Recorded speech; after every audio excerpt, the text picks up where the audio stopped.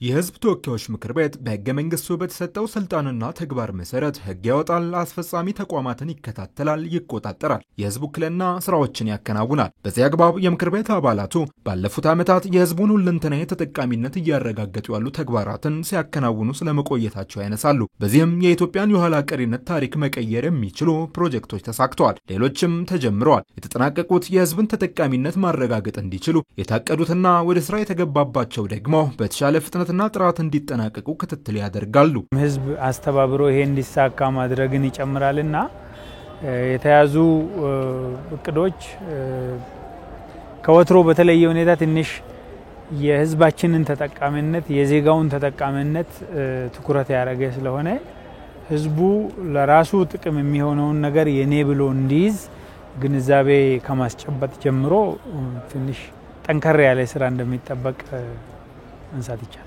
ይሄንን እቅድ ደግሞ ህዝብን ማዕከል ባረገ ነው የታቀደው ማለት ነው። ይሄ ስራ ወረቀት ላይ ብቻ ሳይሆን ታች ወርዶ የህዝብን ተጠቃሚነትን ለማረጋገጥ ምን አይነት ስራ ነው እየተሰራ ያለው የሚለውን ከሚኒስቴር ደረጃ እስከ አንድ የግል ሰው ጋር ታች ወርደን ነው የምንከታተለው ማለት ነው። ስንከታተል እንደተባለው መከታተል ብቻ ሳይሆን መደገፍም አለ። ተሰጠው አቅጣጫ በኋላ ምን ተሰርቷል፣ ምን አዲስ ግንባታዎች ተሰርቷል፣ ምን ሴቶች ላይ ስራዎች ተሰርቷል፣ አንደኛ ደረጃ ትምህርት ቤት ላይ እና ሁለተኛ ደረጃ ትምህርት ቤት ላይ ነው ትኩረት እናደርጋለን፣ ልዩ ድጋፍ እናደርጋለን በሚል ነው ክቡር ፕሬዝዳንቱ አቅጣጫ ያስቀመጠው። እሱ ላይ የተሰሩ ስራዎች ካለ ወደ ታች ስንወርድ ክትትልና ቁጥጥር እናደርጋለን፣ የምንደግፈውን ካለ እንደግፋቸዋለን ማለት ነው። ከምክር ቤት 4 ዋና ስራዎች አሉ።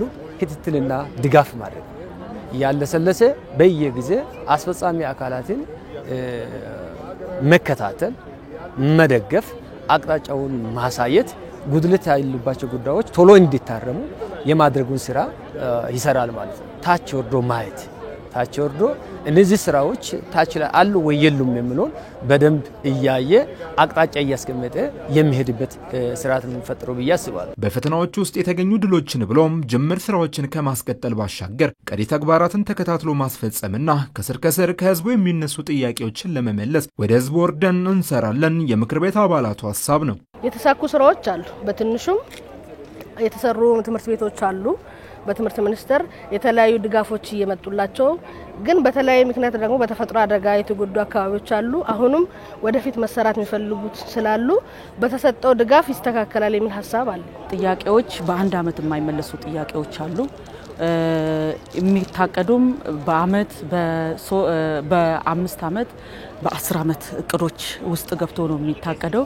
ይሄንን የሚሰራ ደግሞ አንድ በመንግስት ባጀት ብቻም ላይሆን ይችላል፣ በህዝብ ትብብርም የሚያስፈልግ ስለሆነ የትኛው ነው ቅድማ መሰጠት ያለበተው፣ ምን ህዝቡ ምን አነሳ፣ በመልካም አስተዳደር ነው በልማት ነው ምንድነው ያነሳው የሚለውን በመለየት እኛ እንደ ህዝብ ተወካዮች ምክር ቤት ህዝቡ የሚያነሳውን ጥያቄ በየትኛው ደረጃ ነው መፈታት ያለበት በህዝብ አቅም የሚቻለውን እያስተባበርን እንዲሰራ እኛም በውይይታችን እሱን አጠናክረናል።